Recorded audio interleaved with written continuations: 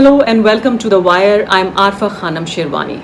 The coronavirus pandemic is affecting almost the entire world, but what we are witnessing in India is something very unique. It is dividing the Indian society on the lines of religion. Now, communal politics is not something that is new to India, but nobody would have thought that this virus would actually deepen this religious divide in India.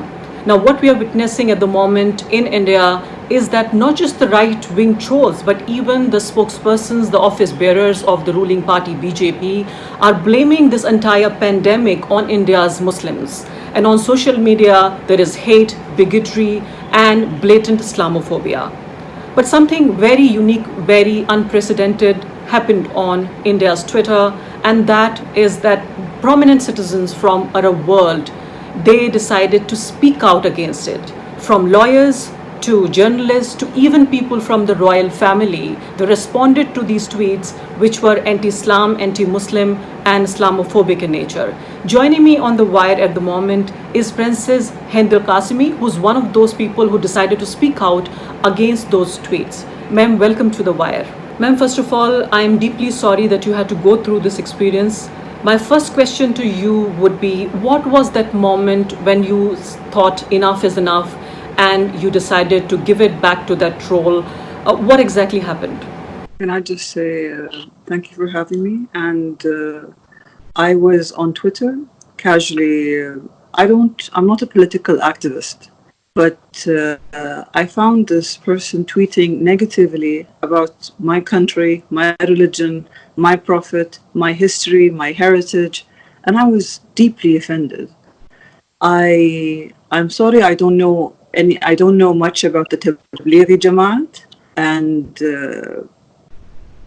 I'm sorry I don't know enough about the Indian politics and who's speaking right and who's speaking in a vile way. But I do know that what I read deeply disturbed me, and I was shocked because, as I've mentioned before, I always had a Desi or an Indian friend with me. So I grew up with Indians all my life. So this attitude was not very Indian. I did not recognize the Indian tone of voice in the way that he was expressing his opinion. He was very arrogant, which is something that's not very Indian. I mean, Indians are usually very humble and they're very gentle and they're very generous and they're very down to earth.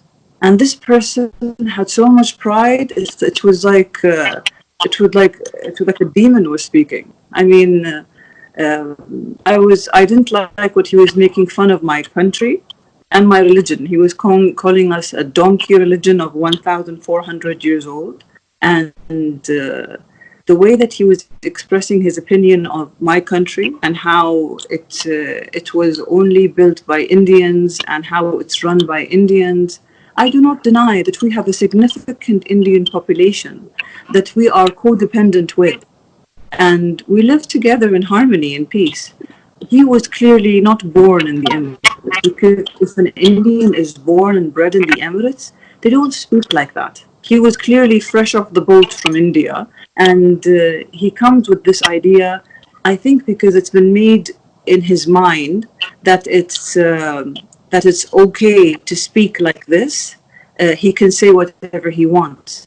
Even if something is true, that it's bad, you don't express it like that. If you see something you don't like in Islam, we say, if you see something you don't like, you can change it with your hand. If you don't like it, you change it with your tongue, with your words. Sometimes, but the way that he was expressing himself, you can call it peaceful, but this is how genocides are born. They first begin by hate that grows in the heart, that comes to the tongue, that eventually turns into a genocide. Then people begin killing each other. I'm sorry that the Islamophobia that's going on in India is going on, but it's just, this hatred is not welcome in the Emirates. Hate speech is illegal in my country, and it's a crime. I'm so sorry that you had to go through this. I deeply apologize on behalf of all those people who hurt your religious feelings. But what I want to know from you right now is that are you concerned about Indians living in Gulf countries, especially in UAE and spreading Islamophobia, posting Islamophobic stuff, or Islamophobia in general, or in particular in India? Are you also concerned about this? My question is that is it just about Indians living in UAE, or are you in general concerned about Islamophobic content on Indian social media? The Indians in the Emirates are very safe. Nothing happens to them over here. They're our friends. I mean, Hindus, Christian, Muslim, Indians, they're all our friends. Nobody speaks like this. Like I told you, this is somebody that clearly doesn't know the Arabs, clearly isn't friends with any of the Arabs, and clearly isn't interested. I mean, he says that he has a multi-million-dollar company in the Emirates and that he's running the country, he's running the world, I mean, he thinks he's God on this land. I'm sorry, but this isn't how the world works. I'm concerned about Islamophobia worldwide, not specifically to India. I mean, I have a right to say something in my country. I have no right to say anything in India. I have no right to say anything anywhere. I mean, I can only voice an opinion. But I'm hoping that maybe my voice can take things forward, that maybe my voice can make a difference, that I want other people to say, this is wrong, it has to stop. I mean, this neo-Nazi, this Islamophobia that's going around will not be accepted. We all know how Hitler ended. I mean, yesterday was a celebration of remembering the Holocaust. This is how we are trying to stop another Holocaust happening. Right. So you're saying that you thought that your voice could actually make a difference, and this is when you decided to speak out.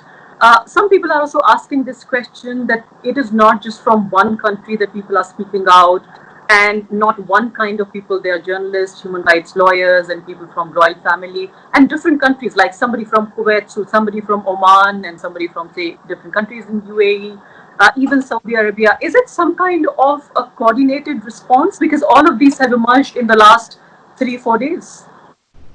I think my voice, it was not expected. I did not expect to get such a response. I'm happy that I have a positive response, that I was able to defend my religion. And I won't say just defending my religion. I hope my voice is able to defend all other religions, all other people. I mean, it is the voice of humanity. I mean, when I came to India last time, I bought a book when I went to the Gandhi Museum. It was Gandhi's biography, and I was touched so deeply. I was telling my friend they should teach this in schools, and she told me that yes, it was taught in schools. And I really would encourage people to read of Gandhi's tale. I mean, these people have changed the world without a single drop of blood. I think that shows you so much. I mean, today we are ruled by intelligence. We are not monkeys. We are humans. We are the intelligent race. We don't need to depend on our brawn and our muscles and our guns to run the world.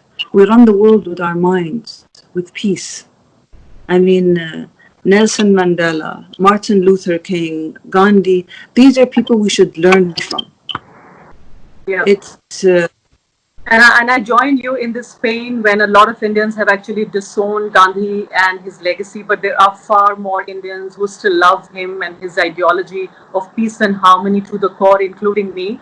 I remember you also invoking Gandhi and reminding Indians about Gandhi, that how Gandhi propagated peace and non-violence. Do you think that Mahatma Gandhi had this deep impact on you, on the way you think and on the way you perceive the world? Yes, honestly, I cannot begin to tell you how I mean, I felt enlightened. I mean, I felt like I was on a journey with him in his on his ordeal. I mean, he was talking about how he saw the violence and the oppression of Indians in South Africa, and that is what gave birth to what he was doing. I mean, he first began in South Africa because he felt like the Indians were treated like slaves in South Africa, and he was able to give them their basic rights. And it didn't happen overnight. It took persistence. But I would rather do it the Gandhi way, which is harder, and people will insult you, people will attack you. But at the end of the day, you go. You were talking on, you said you also know some Hindi. Even your name says Yes. Hindustan, Hind. And would you want to say something to a message for Indians who love Arabs, Arab culture?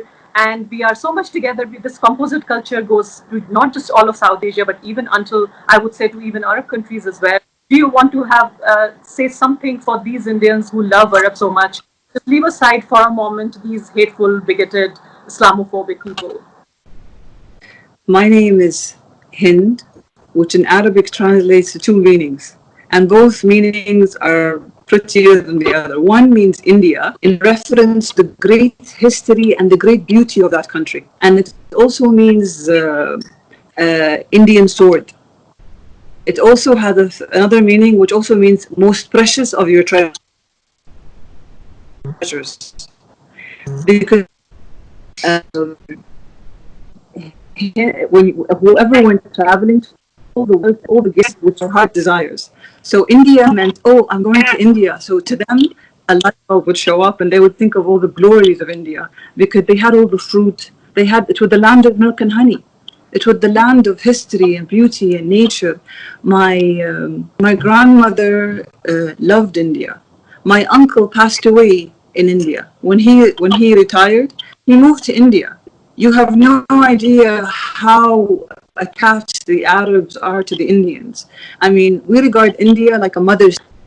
There are some countries which give you that connection, like Egypt and India. These countries are very, when you go to them, they grow on you. Because the people there, I'm not sure, but the common people are so kind. They're so generous. Even when they have nothing, they give you all that they have. I think we should learn from the poor Indians love and kindness. I mean, I don't mean to make fun, but I do know that I've been to India a few times. I mean, I went to a bank, and I had a lovely time. And when I went there, it opened my eyes. I met with an Israeli senator, and she told me that she wrote a book called Tears of a Jewish Woman. And I've never, I don't know if you know about this, but Muslims and Zionists don't really. But when I sat down with her, you could see that she was just a woman that wanted to exist. I obviously am a high defender of rights of Palestinians as well. But when you sit with with the opposite side, it enlightens you, it changes you. And let me assure you that the Indians will always have a home in Saudi Arabia. And for the Indians living in the Emirates, I mean, we can't do with them. I mean, I even mentioned on my Twitter earlier that I can't live without my Bollywood movies, or my cheese naan, or butter chicken, or my karak chai. I once went to an Indian guru, different than my Guruji, the yoga one, and I had dinner on a banana plate, and the experience for me was just a delight. I mean, it's the small things. Sharing your bread with someone sometimes goes deeper. It has a deeper meaning in your heart than sharing your wealth with them. Right. When somebody breaks bread with you, thank you very much for your time, for these words. I can assure you there are millions of Indians who love Arabs, Arab country, their culture, as much as Arabs love India. And a lot, of course, we have lost in India, but there are still millions of Indians who love you equally. Thank you very much. And I deeply apologize and feel sorry about the treatment that was meted out to you by some hateful, bigoted people. Thank you very much for speaking to The Wire. आपको पसंद आया हो तो हमारे channel को please like, share, subscribe और press bell button. दैनिक लोकमत भारत, देश की आवाज, सच सबसे आगे।